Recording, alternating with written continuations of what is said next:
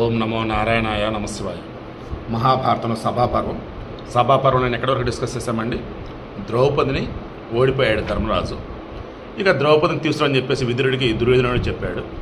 మరి మూర్ఖుడా, అసలు నువ్వేం చేస్తున్నారో ఏంట్రా అని చెప్పేసి విదురుడు గట్టిగా మాట్లాడాడు. ఇక ఆ తర్వాత ఏంటి,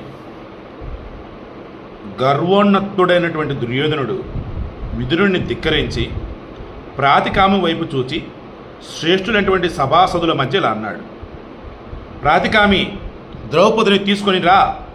పాండవులను గురించి భయపడనవసరం అవసరం లేదు. విదురుడు పిరికివాడు, ఎప్పుడు ఈ రీతిగానే మాట్లాడుతుంటాడు.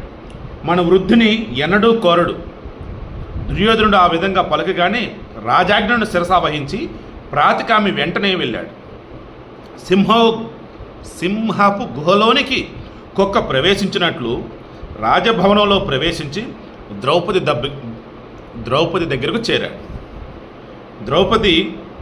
ప్రాతికామి అంటున్నాడు, ద్రౌపది, యుధిష్ఠిరుడు జ్యోతోన్మాదానికి లోనయ్యాడు. దుర్యోధనుడు నిన్ను గెలుచుకున్నాడు. యాజ్ఞసేని, ఇప్పుడు నీవు ధృతరాష్ట్రుని భవనానికి రావాలి. నిన్ను దాసీ పనికి అక్కడకు తీసుకొని వెళ్తాను అన్నాడు. ఓడిపోయింది, ఇక దాసినట్టు ఫిక్స్ అయిపోయారు. అప్పుడు ద్రౌపది ఇలా అంది, ప్రాతికామి, ఏమిటి ఇలా అంటున్నావు? రాజకుమారుడు ఎవడైనా భార్యను పందెం పెట్టి జోదమాడతాడా? ఆ రాజు మూర్ఖుడై జోదంతో పిచ్చివాడయ్యాడా? పందెం పెట్టడానికి మరేది దొరకలేదా? అప్పుడు ప్రాతికామి చెప్తున్నాడు, రాజకుమారి, జోదంలో పందెంగా పెట్టడానికి మరేదీ లేని సమయంలో అజాత శత్రుడైనటువంటి యుధిష్ఠిరుడు ఈ విధంగా జోదమాడాడు. ఆ యుధిష్ఠిరుడు ముందు తమ్ములను, తరువాత తనను, చివరగా నిన్ను కోల్పోయాడు. ఇక ద్రౌపది అంటుంది, సూతకుమార, వెళ్ళు. జోదగాడే నా మహారాజును సభలో ఈ విధంగా అడుగు, ముందు నిన్ను ఓడిపోయావా లేక నన్ను ఓడిపోయావా? నేను ఇదే మనం అన్నాం, తన్నోడి నన్నోడినా, నన్నోడి తన్నోడినని. సో ముందు ఆయన ఓడిపోయాడా లేదా నన్ను ఓడిపోయాడా అన్నాడు.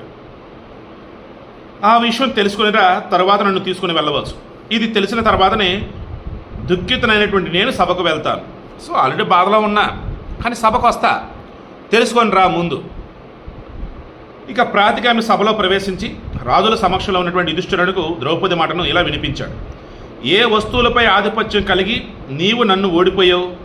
ముందు నిన్ను ఓడిపోయావా లేదా నన్నే ముందు ఓడిపోయావా అని ద్రౌపది అంటోంది. అప్పుడు యుధిష్ఠిరుడు నిశ్చేష్టుడైపోయాడు. ధర్మ షాక్ అయిపోయాడు. ఇంకా ప్రాణాలు పోయినట్లు అయిపోయింది. మంచో చెడో ఏ సమాధానమో చెప్పలేకపోయాడు ప్రాతికామికి. అప్పుడు ఇక దుర్యోధనుడు మొదలెట్టాడు, ద్రౌపదిని ఇక్కడికే వచ్చి ఈ ప్రశ్నను అడగమును. ఆమె ప్రశ్నను యుధిష్ఠిరుని సమాధానాన్ని ఇక్కడే అందరూ వింటారు.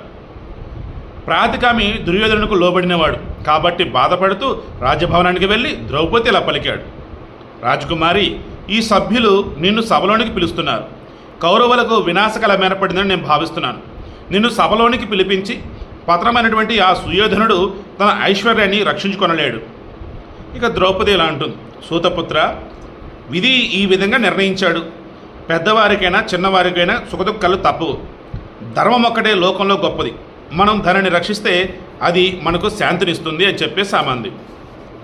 దెన్ అలా చెప్పి ఆమె వచ్చిందా రాలేదా, మరి దుశ్శాసనుడు ఈమెను ఎప్పుడు లాక్కొచ్చాడు ఏంటి, ఇదంతా రేపు డిస్కస్ చేద్దాం.